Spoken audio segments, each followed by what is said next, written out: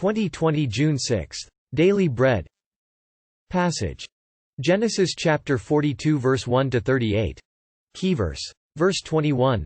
Title: Joseph begins to test his brothers. Bible passage. When Jacob learned that there was grain in Egypt, he said to his sons, "Why do you just keep looking at each other?" He continued, "I have heard that there is grain in Egypt. Go down there and buy some for us, so that we may live and not die." Then 10 of Joseph's brothers went down to buy grain from Egypt. But Jacob did not send Benjamin, Joseph's brother, with the others, because he was afraid that harm might come to him. So Israel's sons were among those who went to buy grain, for there was famine in the land of Canaan also. Now Joseph was the governor of the land, the person who sold grain to all its people. So when Joseph's brothers arrived, they bowed down to him with their faces to the ground. As soon as Joseph saw his brothers, he recognized them, but he pretended to be a stranger and spoke harshly to them. "Where do you come from?" he asked. "From the land of Canaan," they replied, "to buy food." Although Joseph recognized his brothers, they did not recognize him. Then he remembered his dreams about them and said to them, "You are spies. You have come to see where our land is unprotected." "No, my lord," they answered. "Your servants have come to buy food. We are all the sons of one man. Your servants are honest men, not spies." "No," he said to them. "You have come to see where our land is unprotected." But they replied, "Your servants were 12 brothers, the sons of one man, who lives in the land of Canaan. The youngest is now with our father, and one is no more." Joseph said to them, "It is just as I told you, you are spies.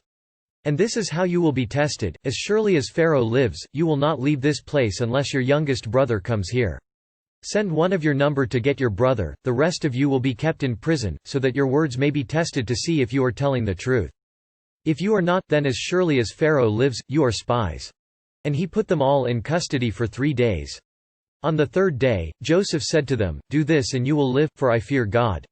If you are honest men, let one of your brothers stay here in prison, while the rest of you go and take grain back for your starving households. But you must bring your youngest brother to me, so that your words may be verified and that you may not die." This they proceeded to do. They said to one another, "Surely we are being punished because of our brother.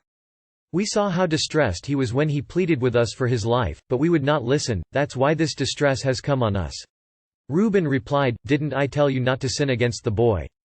But you wouldn't listen. Now we must give an accounting for his blood." They did not realize that Joseph could understand them, since he was using an interpreter. He turned away from them and began to weep, but then came back and spoke to them again. He had Simeon taken from them and bound before their eyes.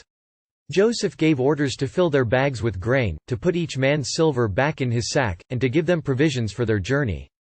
After this was done for them, they loaded their grain on their donkeys and left. At the place where they stopped for the night, one of them opened his sack to get feed for his donkey, and he saw his silver in the mouth of his sack. "My silver has been returned," he said to his brothers. "Here it is in my sack." Their hearts sank and they turned to each other trembling and said, "What is this that God has done to us?" When they came to their father Jacob in the land of Canaan, they told him all that had happened to them. They said, "The man who is lord over the land spoke harshly to us and treated us as though we were spying on the land. But we said to him, 'We are honest men, we are not spies. We were 12 brothers, sons of one father. One is no more, and the youngest is now with our father in Canaan.' Then the man who is lord over the land said to us, 'This is how I will know whether you are honest men: leave one of your brothers here with me, and take food for your starving households and go. But bring your youngest brother to me, so I will know that you are not spies but honest men. Then I will give your brother back to you, and you can trade in the land.' As they were emptying their sacks, there in each man's sack was his pouch of silver. When they and their father saw the money pouches, they were frightened. Their father Jacob said to them, 'You have deprived me of my children. Joseph is no more and Simeon is no more, and now you want to take Benjamin.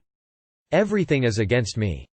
Then Reuben said to his father, 'You may put both of my sons to death if I do not bring him back to you. Entrust him to my care, and I will bring him back.' But Jacob said, 'My son will not go down there with you, his brother is dead and he is the only one left. If harm comes to him on the journey you are taking, you will bring my gray head down to the grave in sorrow.'" Daily Bread Message.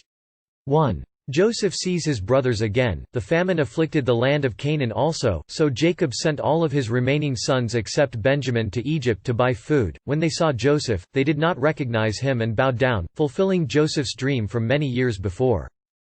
Joseph spoke harshly to them and demanded that they return home and bring back Benjamin, keeping Simeon as prisoner. Joseph overheard their remorseful confession and was moved to tears.